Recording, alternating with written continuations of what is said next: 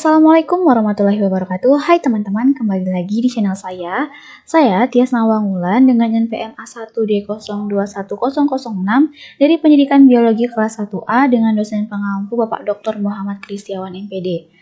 Pada video kali ini saya masih menjelaskan terkait dengan manajemen, terutama pada manajemen sarana prasarana serta manajemen personalia atau anggota.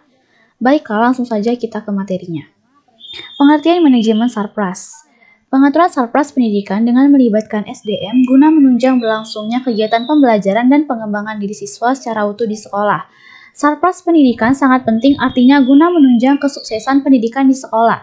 Urgensi sarpras pendidikan tidak hanya berkaitan dengan tingkat kekondusifan sekolah terkait dengan belajar siswa, tetapi juga sekaligus menjadi bagian yang tidak dapat dipisahkan dari keseluruhan operasional lembaga pendidikan. Prinsip manajemen sarpras, yaitu yang pertama pencapaian tujuan, yaitu maksudnya selalu siap pakai. Efisiensi, yaitu pengadaan direncanakan dengan cermat, seksama, dan kualitas. Lalu administratif, yaitu memperhatikan peraturan yang berlaku. Lalu kejelasan tanggung jawab, yaitu didelegasikan kepada sumber daya manusia di sekolah. Dan kekohesifan, yaitu direalisasikan dalam bentuk proses kerja yang kompak. Selanjutnya ada proses manajemen sarpras. Yang pertama ada perencanaan sarpras, lalu pengadaan sarpras, selanjutnya ada inventarisasi sarpras, kemudian ada penggunaan sarpras, pengembangan sarpras, pemeliharaan sarpras, dan yang terakhir adalah penghapusan sarpras. Perencanaan sarana dan prasarana atau sarpras, yaitu yang pertama, menampung usulan pengadaan perlengkapan sekolah yang diajukan oleh setiap unit kerja dan menginventarisasi kekurangan perlengkapan sekolah. Yang kedua, menyusun rencana kebutuhan perlengkapan sekolah untuk periode tertentu, misalnya 1 semester atau 1 tahun ajaran. Yang ketiga, memadukan rencana kebutuhan yang telah disusun dengan perlengkapan yang tersedia sebelumnya. Yang keempat, memadukan rencana kebutuhan dengan dana sekolah yang tersedia. Yang kelima, memadukan rencana atau daftar kebutuhan perlengkapan yang urgent dengan dana yang tersedia. Dan yang keenam, penetapan rencana pengadaan akhir. Selanjutnya, pengadaan sarana dan prasarana, yaitu ada pembelian, sumbangan, dan pengajuan bantuan dari pemerintah atau yayasan. Selanjutnya ada inventarisasi sarana dan prasarana. Pencatatan sarpras sekolah dalam buku-buku sarpras. Pemberian kode atau coding terhadap sarpras yang selesai dicatat dalam buku-buku sarpras. Pelaporan sarpras kepada pihak-pihak yang selayaknya menerima laporan, yaitu pemerintah, donatur, dan stakeholders. Buku yang menjadi kelengkapannya, yaitu buku penerimaan barang, buku pembelian barang, buku induk inventaris, buku kartu stok barang, dan buku catatan barang yang bukan inventaris, misalnya peminjaman. Selanjutnya, penggunaan sarana dan prasarana. Penggunaan sarpras harus diatur agar tercapai maksud yang diinginkan. Dalam kondisi sarpras yang kualitasnya melebihi jumlah pengguna, soal penggunaan sarpras tidaklah banyak menjadi persoalan. Menjadi persoalan kalau jumlah yang tersedia tidak sebanding dengan jumlah para penggunanya.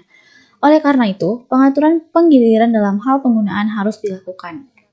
Sekolah mengetahui kadar penggunaan, pihak yang menggunakan dan pihak yang tidak menggunakan. Sepatutnya, sekolah memiliki data tentang hal tersebut. Sekolah mencatat setiap penggunaan sarpras yang dipakai, yaitu guru dan siswa, sebagai bukti bahwa alat memang benar-benar didayagunakan untuk kegiatan pendidikan di sekolah. Selanjutnya, pengembangan atau penambahan sarana dan prasarana. Sarpras perlu dikembangkan terus-menerus agar dapat mencukupi kebutuhan warga sekolah dan siswa yang terus berkembang. Pengembangan tersebut mencakup jumlah, kualitas, dan aksesorinya. Dengan demikian, makin lama sekolah makin indah dan nyaman digunakan.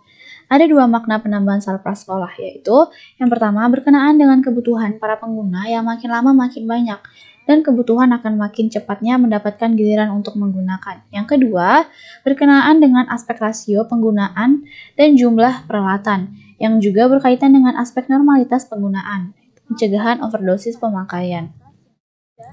Selanjutnya, pemeliharaan sarana dan prasarana. Pemeliharaan termasuk aspek krusial dalam pengelolaan sarpras, karena sarpras yang tidak terpelihara dirasakan tidak nyaman oleh para penggunanya.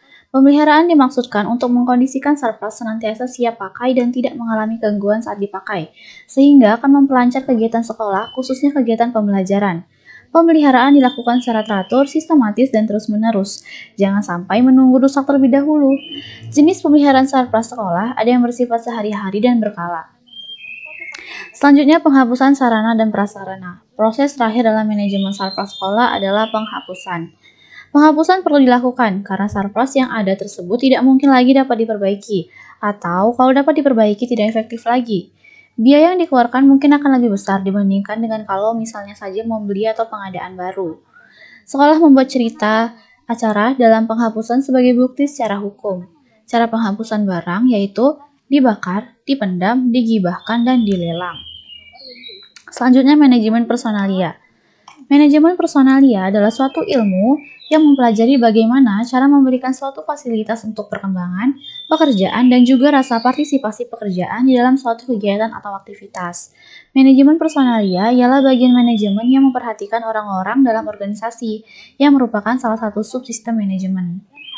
Fungsi-fungsi manajemen personalia yaitu ada perencanaan atau planning, pengorganisasian atau organization, pengarahan atau directing, lalu ada pengawasan atau controlling, lalu ada pengadaan tenaga kerja atau procurement, lalu ada pengembangan atau development, lalu ada kompensasi atau compensation, lalu integrasi atau integration, pemeliharaan atau maintenance, dan yang terakhir pemutus hubungan kerja atau separation. Perencanaan personalia. Perencanaan personalia mencakup jumlah dan jenis keterampilan, keahlian orang, ditempatkan pada pekerjaan yang tepat pada waktu tertentu, yang dalam jangka panjang memberikan keuntungan bagi individu organisasi yang direncanakan oleh para manajer dalam hubungan dengan personalia ini adalah yang pertama, berapa jumlah tenaga kerja yang dibutuhkan dan berapa orang setiap jenis keterampilan. Yang kedua, beberapa macam keterampilan yang dibutuhkan dan berapa orang setiap jenis keterampilan. Yang ketiga, upaya menempatkan mereka pada pekerjaan yang tepat untuk jangka waktu tertentu dengan harapan dapat memajukan dan memberi keuntungan optimal baik kepada organisasi maupun kepada setiap anggota. Lalu pengembangan personalia. Ada gejala yang membutuhkan perkembangan personalia. Gejala-gejala itu adalah yang pertama, para personalia terlalu patuh kepada atasannya dengan berbagai alasan. Personalia pekerja bekerja terlalu mekanistik, rutin, dan seperti mesin. Yang ketiga, pengambilan keputusan yang keliru dan lamban, yang dapat membuat para personalia menjadi bingung, menemui kesulitan dalam bekerja, marah yang dipendam, dan sebagainya. Yang keempat, penyesalan meningkat dalam hubungannya dengan problem komunikasi. Jalur komunikasi tidak jelas, saluran komunikasi tidak lancar, akibatnya data tertentu di satu tempat dengan satu tempat yang lain tidak sama. Lalu yang kelima, ada ketidakmampuan manajer atau para manajer meninggalkan otoriter dengan model kepemimpinan yang hierarkis. Dan yang terakhir, peraturan, nilai, norma, dan standar tidak lagi berfungsi dengan baik, sebab sudah ketinggalan zaman. Baiklah, mungkin cukup ini saja materi yang dapat saya sampaikan pada video kali ini. Apabila banyak terjadi kesalahan, saya mohon maaf. Dan semoga bagi siapa saja yang menonton video ini dapat bermanfaat. Sekian dari saya. Assalamualaikum warahmatullahi wabarakatuh. Terima kasih.